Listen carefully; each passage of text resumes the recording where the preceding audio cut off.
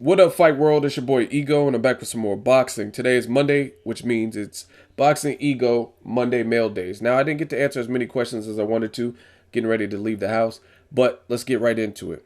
First question comes from Ali Dago 619. Do you believe Pacquiao has a chance to outspeed Mayweather? Yes. I think Mayweather and Pacquiao are both fast as hell. Even at this age, people say they decline. They're still fast. They're still above average in terms of speed. I think they have different speeds, but they are both fast. I think Mayweather has speed, like timing, reflex speed, where it makes him, he has his timing down. He gets his timing down, which makes him faster. Pacquiao is more explosive speed, if you will. So, speed is speed. I think Pacquiao definitely has a shot because Pacquiao has a ability to get punches from point A to B very quickly. You know what I mean? And I think Mayweather, a lot of his speed is reflex, just natural reflex to what you do. Like Shane Mosley throws a punch and then he responds with a quick counter. So they both have speed. Pacquiao is fast too. So he definitely has a chance in there to outspeed Mayweather and beat him at that game. Zab Judah did it, another southpaw. So Pacquiao definitely has a chance. Next question is from Garibaldi. Ego, this is a two-part question. Do you think the Money Team has a strong roster, or is it just all hype considering it's Money May's brand? J. Leon Love was supposed to be the flagship of the team, and he took a bad loss. How do you think that affects Mayweather's future plans for the brand? Now, I hate to toot my own horn, but I give it to you guys straight from jump. And I told you, I actually made a video. I don't remember the date off the top of my head, but I'll try to put a screenshot in this video. I told you the Money Team, I wasn't really impressed with them. I made a whole video and the video's still up. I don't delete videos, so you guys can go watch that video that I made way back when, before Jay Leon even took a loss. And I told you that they weren't the truth. So, I mean, I don't think they have a strong roster. I'm not trying to badmouth. Actually, some of them follow me on Instagram. I just don't think they have a strong roster. I mean, point blank, they no longer deal with Luis Cuba Arias, who was undefeated. Jay Leon Love, as you mentioned, he took the bad loss to Porky Medina. Badu Jack, he took a bad loss. I mean, who else do they have? I think some of it probably stems from playing dual roles. It's very hard to boxing takes 110%, and Mayweather's still undefeated, so obviously he trains and has that work ethic, but maybe it becomes hard to navigate and scout for talent if you don't have the right team. And you know what I'm saying? There's different things. Some people have probably, Mayweather's known for a while, so he wants to give them an opportunity, a shot, like Ishe Smith and different guys like that. So some people get kind of lucked into a situation just based on relationship and knowing them, and you want to generally see them good. But I think they should get someone like a real good scout to start scouting some of these fighters. Like me, if I was TMT, I would really be trying to land some people like Oscar Valdez, Terrence Crawford, Felix Verdejo, Earl Spence Jr. Those are all guys that I see personally, up and comers, that I would like to see them get picked up by somebody or get more publicity. You know what I mean? Those are the people that I would probably have went after personally. Next question is from Fighting Pride. Ego, have you heard if they're going to do 24/7 or all access for Mayweather, Pacquiao?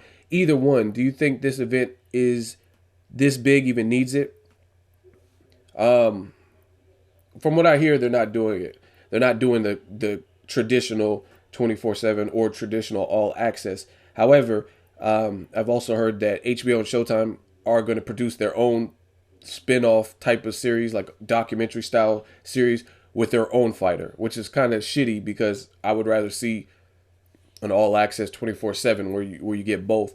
But from what I'm hearing, like HBO is going to make a Pacquiao only one leading up to the fight, like Road to Pacquiao Mayweather, but it's all Pacquiao. It's all Pacquiao side of things, Freddie Roach, and you know what I mean, Pacquiao sparring, and then Showtime's going to do the same. So that's what I'm hearing. I haven't heard anything past that. I think no matter how big the event is, it could still use an all access or 24/7 personally, just because it's all about the fans. You need to get them hyped. They're the ones that have to pay the money. So I think what better way to do it than to do like you had been for Oscar De La Hoya versus Mayweather versus Margarito Cotto rematch. You know what I mean? I would love to see face-offs 24/7, all acts, all that. But from what it sounds like, they're not going to be doing the traditional 24/7 or all access. But no matter how big, I don't think the event needs publicity per se, since it's already highly talked about and stuff. But for the fans' sake and to get people energized and to make it the big event that you expect it to be, I think that would be good. Next question is Vontae123. Do you think Triple G will be boxing's next superstar?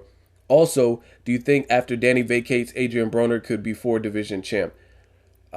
Triple G, I think he's already kind of on the path to becoming a big boxing star. I don't know about superstar, because with superstar, to me, in the States, there's other things. I think Triple G needs to continue doing what he's doing.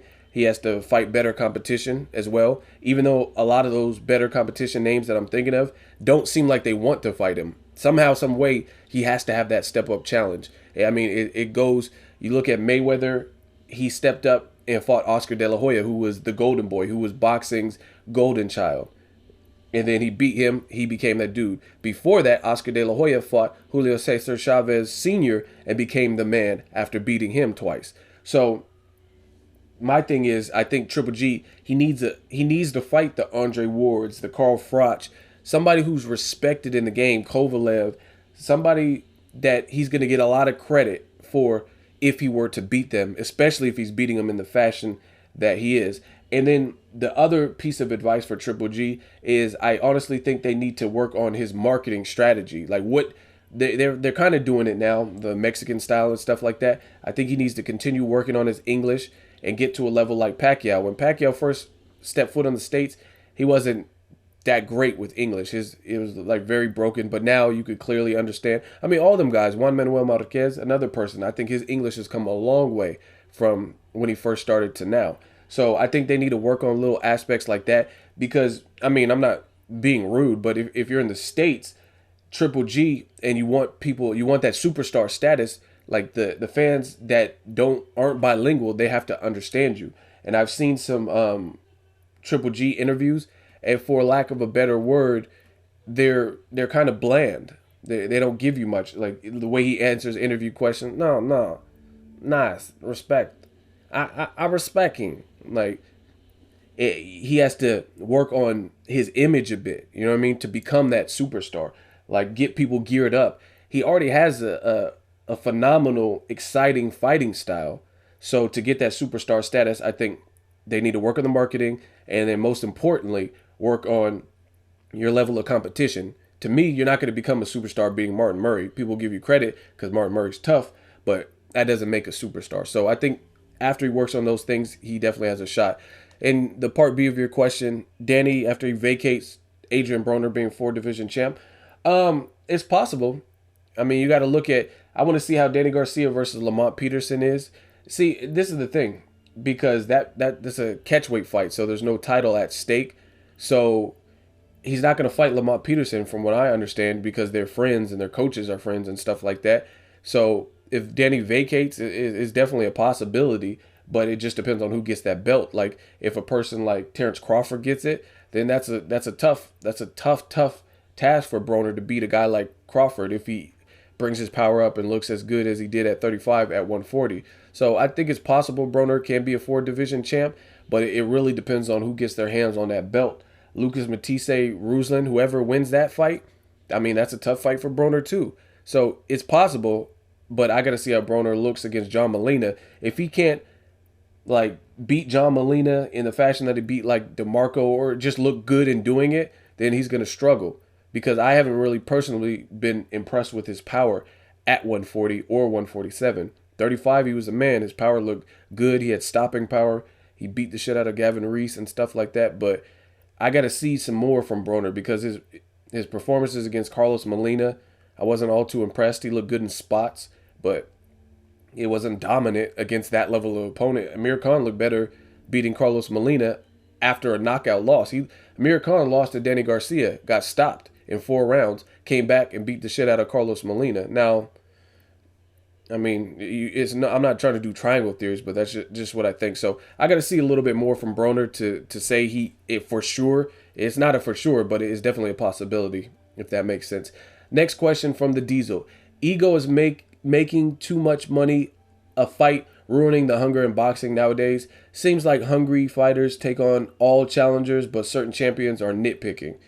Absolutely. I think back in the days, the 60s, 70s, not only just like you didn't have as many boxing politics have always been around, but people fought for different reasons. Like Ali protested the draft based on his religion and stuff like that.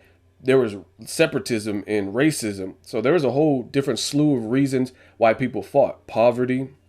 I'm not saying people aren't poor anymore, but it's the hunger in general has changed and evolved for a lot of reasons. Like I guess like if you look at Joe Frazier and guys like that, look how they grew up, and tell me they grew up in nice economical situations with the best schooling and stuff like that. No. But then nowadays you got people, boxing evolved and became so good where some people grow up middle class and their parents just, you know what I mean, they may be getting street fights or something like that, and their parents get them into boxing. So I think the hunger in boxing is generally different. Whereas guys in the 60s, 70s, probably even 80s and 90s, they fought for a different reason. They fought because like maybe they were dumb and they couldn't get a job because they dropped out of high school and they didn't do stuff. But then you look at other guys like I'm not saying him specifically, but look at other guys like Danny Garcia, Broner. Now they might have had inner city issues, but their family didn't necessarily grow up dirt poor. So I think the struggle has changed the hunger in fighters in general.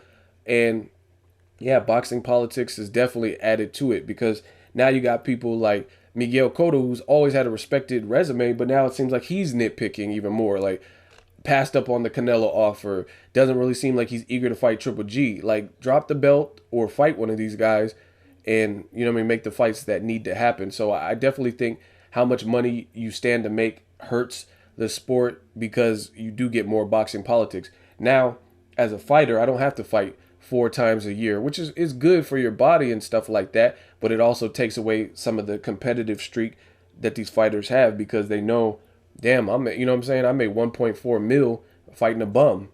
You know what I mean? Why do I have to fight another time this year? That's good money. Next question, last question from Kerry Phillips. Do you think a prime and healthy Sergio Martinez can beat Triple G? Actually, at the time, I did, but seeing how Triple G's evolves, I wouldn't bank on it. Yeah, maybe with his southpaw stance and his tricky movement, he could cause problems. But Triple G just looks like a monster. And Sergio Martinez, I've seen him knocked down by way lesser fighters. Macklin, Darren Barker, Julio Cesar Chavez. He's big, but he had him badly, badly hurt. I think Triple G is more of a marksman than any of those guys in terms of his style. He puts like a horrible, uncomfortable pressure. Like Martin Murray doesn't even have that much power, but he's tough and he's a good boxer. And he gave Sergio Martinez all he can handle. Now, okay, that wasn't prime Sergio Martinez, but I mean, that was Sergio Martinez who's lineal champion, and Martin Murray knocked him down in my eyes 2 times, not 1. And with his pressure style, with less power, he made Sergio Martinez look all bad. So, I mean, even if you were to fast forward to or rewind to when Sergio Martinez beat Paul Williams, that was at 54, when he was fighting like Kelly Pavlik and stuff, that's, I guess, his prime. But Triple G's just such a handful. And stylistically, even the Kelly Pavlik fight, Kelly Pavlik knocked him down. So, I mean, a guy like Triple G who just, we know he can hurt middleweights, I don't even see a prime Sergio Martinez beating him. Now, he could expose some things and then get beat up on, but I just don't see him beating Triple G per se. So that wraps it up. Monday Mail Day. I try to get to as many questions as I could. Make sure you tune in next week. Like the video. As always, hate, comment, and subscribe. Till next video, it's Ego signing off.